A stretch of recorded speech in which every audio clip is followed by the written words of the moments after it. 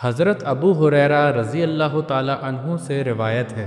کہ رسول اللہ صلی اللہ علیہ وآلہ وسلم نے فرمایا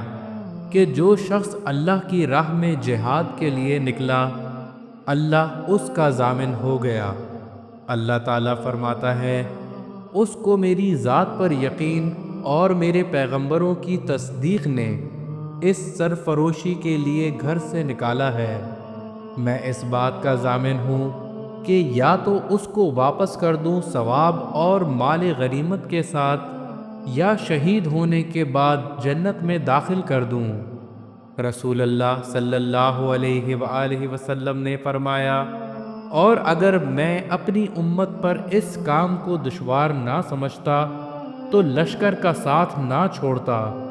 اور میری خواہش ہے کہ اللہ کی راہ میں مارا جاؤں، پھر زندہ کیا جاؤں، پھر مارا جاؤں، پھر زندہ کیا جاؤں، پھر مارا جاؤں۔